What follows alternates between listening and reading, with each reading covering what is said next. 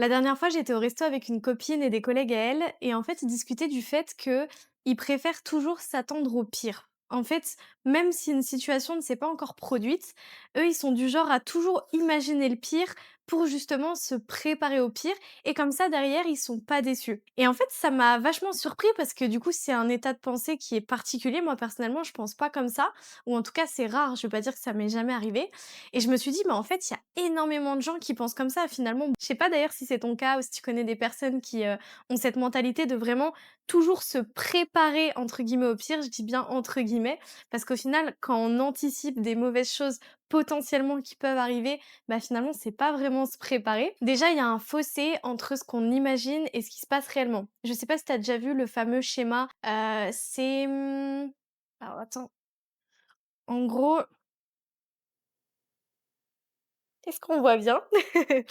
C'est une bulle comme ça qui dit: «Waouh, sacrée bulle». C'est une patate comme ça qui dit, «Ça, c'est tout ce que tu imagines qui peut se passer. Ça, c'est ce qui peut réellement, en fait, se passer et ça, la petite croix au milieu, c'est ce qui va réellement se passer finalement». Et juste pour dire que entre ce qui se passe réellement et ce qu'on imagine, en général, de toute façon, ça se passe jamais comme on le prévoit, jamais comme on l'imagine. Des fois, ça se passe mieux, des fois, ça se passe moins bien, mais à partir du moment où ça ne se passe jamais comme prévu, à quoi bon justement essayer de prévoir? Déjà rien que ça, même que ce soit bon, mauvais, quoi que ce soit, à quoi bon vouloir tout contrôler? Parce que le revers de la médaille du contrôle, c'est quoi? Le stress, l'anxiété. Et en fait, être trop dans le futur, comme des fois on est trop dans le passé, bah, au final, on n'est pas dans ce fameux instant présent qui fait qu'on va réellement profiter déjà de l'instant, mais se sentir bien. Tout ça pour dire que le fait d'anticiper des mauvaises choses, d'une, ça ne peut que apporter de l'anxiété, du stress. Des fois, ça peut être de l'énervement, de la colère, hein, quand on anticipe une embrouille avec quelqu'un, quand on anticipe que, on va aller à un endroit, ça va mal se passer, on va croiser telle personne qu'on n'aime pas et ci et ça, et on va commencer à imaginer 10 000 choses qui, en fait, ne vont sûrement même pas se produire finalement, et en fait, on va vivre négativement, on va s'empoisonner soi-même pour un truc qui potentiellement ne se produira jamais. Donc finalement, c'est s'apporter du stress, de l'anxiété, en tout cas des mauvaises choses gratuitement, j'ai envie de dire. C'est-à-dire qu'on choisit de s'infliger des mauvaises choses avant même qu'elles n'arrivent ou sans savoir si elles vont réellement arriver. Et en plus de ça, on a tendance à encore plus l'attirer derrière. Si on connaît un minimum la loi de l'attraction, si on est constamment en train de vibrer des fréquences qui sont hyper basses, hyper négatives, même si ça va peut-être pas encore une fois se produire exactement comme on imaginait la fameuse chose qui pourrait se produire, on va quand même attirer des choses similaires. Des choses qui vont nous faire ressentir cette même anxiété, ce même stress, ce même énervement, peu importe ce que c'est. Et je me suis dit, c'est quand même triste de constamment en fait s'attendre au pire, donc constamment imaginer qu'il va se passer des mauvaises choses en fait. Comme si c'était pas possible de juste vivre tranquillement, en paix, passer des journées qui soient juste positives. Et en fait, quand on creuse un petit peu, les personnes qui pensent comme ça, c'est pas forcément elles pensent absolument que ça va se produire, c'est vraiment elles se préparent. Donc encore une fois, il y a quand même cette idée de contrôle, de vouloir, parce que mine de rien, on a beau se préparer à quelque chose de négatif, une fois qu'on le vit, en général, c'est pas toujours comme on l'imaginait. On a beau se préparer, par exemple, à perdre un proche ou à vivre des choses difficiles, le jour où ça arrive, en général, on n'est jamais vraiment préparé à ce genre de choses, ou du moins, bah, quand on le vit, des fois, c'est pas du tout comme on l'imaginait. On sait pas réellement comment ça va être au moment même où on va le vivre. Entre l'imaginer et le vivre, encore une fois, il y a un fossé. Mais du coup, je comprends quand même ce besoin de contrôle. Finalement, c'est un peu une protection parce que se préparer au pire, c'est aussi pour être moins touché derrière. C'est là où c'est intéressant de faire la différence entre se préparer au pire et anticiper qu'il arrive. Penser qu'une chose puisse arriver, l'anticiper comme si justement elle allait se produire, ça c'est la meilleure façon d'être dans des bad vibes et en plus de l'attirer. Par contre, se préparer à affronter des choses dures, ça c'est complètement différent. Parce qu'on peut se préparer autant mentalement, physiquement, émotionnellement, spirituellement. En fait, on peut se préparer pour la vie et je trouve même que c'est primordial de le faire au quotidien, de faire un travail sur soi, mais sans forcément vouloir contrôler l'extérieur. On n'a pas de contrôle sur la vie. La seule chose sur laquelle on peut avoir un contrôle, c'est soi-même au final. Donc il y a que ça à renforcer. Si par exemple, on se prépare au fait que, je sais pas, notre partenaire risque de nous tromper, admettons. Donc du coup, on est là, on imagine le pire, donc déjà on est en stress, on n'est pas bien et cetera. Plutôt que de tout simplement Travailler sur soi, par exemple, renforcer sa confiance en soi, renforcer l'amour qu'on a pour soi, renforcer aussi sa sagesse, peut-être son stoïcisme. Et du coup, si jamais un jour ça arrive, parce qu'encore une fois, c'est pas quelque chose qu'on peut contrôler.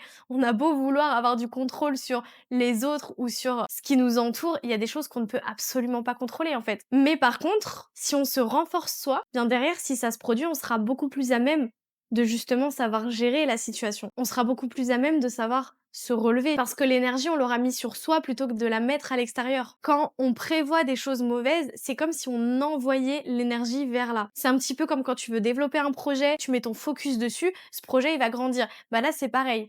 T'imagines un truc horrible, tu mets ton focus dessus, bah en fait tu le nourris. Plutôt que de tout simplement, si réellement ton but c'est d'être prêt à affronter les choses difficiles de la vie, bah te renforcer toi. Donc finalement, est-ce que imaginer toujours le pire, c'est réellement se préparer au pire? Est-ce que réellement ça enlève la déception? Ou est-ce que ça fait juste que tu vas le vivre en fait avec anticipation? Tu vas vivre quelque chose à l'intérieur de toi, dans tes émotions, alors que si ça se trouve, ça ne se produirait jamais. Est-ce que tu penses que c'est mieux justement d'être constamment à imaginer sur tous les scénarios possibles le pire qui soit et du coup vivre entre guillemets avec anticipation cette chose? Ou est-ce qu'il vaut mieux se dire peu importe ce qui va se passer, dans tous les cas, moi au moins je profite de l'instant présent, je vis sereinement, good vibes, plus de légèreté et évidemment ça n'empêche pas les complications de la vie, ça n'empêche pas les choses dures qui peuvent se produire. C'est pour ça que c'est important de se renforcer mentalement, physiquement, comme je disais, émotionnellement. Et si ça arrive, bah au moment venu, on gérera le truc quoi. Qu'est-ce que t'en penses? Ça m'intéresse. Pour ma part, je pense que non seulement c'est bénéfique pour soi d'être dans le lâcher prise parce que d'une, on va mieux profiter, ça évite aussi beaucoup de soucis de santé, hein. Il y a énormément de soucis de santé, de mutations génétiques qui viennent à cause du stress. Donc faut pas négliger ça, le stress, l'anxiété. En plus de ça, comme on l'a dit, ça peut attirer des mauvaises choses dans notre vie. Mais au-delà d'être bon pour soi, pour sa santé et juste pour vivre plus positivement, c'est aussi mieux pour l'entourage. Parce que du coup, ça se ressent, quelqu'un qui est vraiment good vibes, qui profite, qui est là, au contraire, à imaginer des bonnes choses, à prendre tout avec légèreté finalement, parce que là, on dit on anticipe les mauvaises choses, mais est-ce qu'il y a vraiment des bonnes et des mauvaises choses? Sur un même acte qui se produit, une personne peut le percevoir comme une opportunité et l'autre comme une fatalité. Donc là, c'est encore un autre sujet,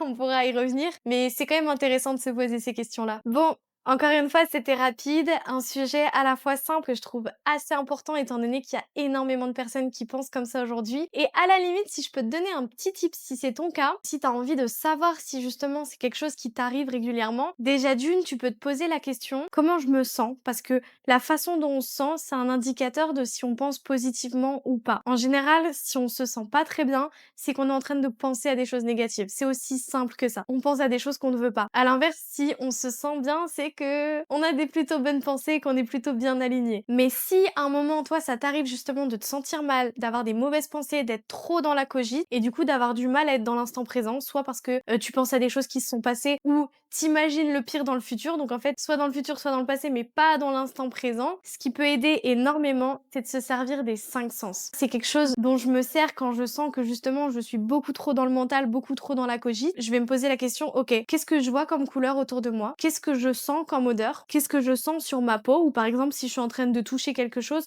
comment est cette chose? Est-ce qu'il y a de l'air sur ma peau? Comment je le sens? Et en fait, si tu te sers des 5 sens, ça va tout de suite te remettre dans l'instant présent. Tu vas être là, ok, c'est beau ce qu'il y a autour, tu regardes les couleurs, les sensations, ça peut être aussi au-delà du physique, même le ressenti tout simplement, ce que ça te procure. Mais vraiment juste se servir des 5 sens déjà, ça fait toute la différence. Qu'est-ce que j'entends? Qu'est-ce que je sens comme odeur? Qu'est-ce que je vois? Qu'est-ce que je ressens sur ma peau, au toucher ou autre? Et en fait, dès que tu es dans les sens, ça aide à se remettre dans l'instant présent. Et ça, c'est hyper précieux. D'ailleurs, si t'as déjà vu le film After Earth, c'est le conseil qu'il donne là-dedans pour ne plus être dans la peur. Bon, je vais pas spoiler tout le film si tu l'as pas vu. Et c'est avec Will Smith, c'est un très très bon film, et son fils. Et en fait, pour ne plus ressentir la peur, il se met dans l'instant présent et il se sert du coup de ses sens et de l'environnement autour, puisque la peur fait également partie de l'imaginaire, hein. C'est une illusion totale. Très souvent, on a peur parce qu'on imagine des choses qui ne se sont même pas encore produites, donc ça revient à s'attendre au pire. Et en général, entre une vie de paix, de joie, de bonheur et une vie de stress, d'anxiété ou d'énervement, je pense qu'on a tous choisi la première option. Donc si ça peut aider ce genre de tips, ça me fait super plaisir. Et sur ce, je te souhaite soit une très belle journée ou une très belle soirée en fonction de l'heure à laquelle tu regardes ça. Ciao ciao!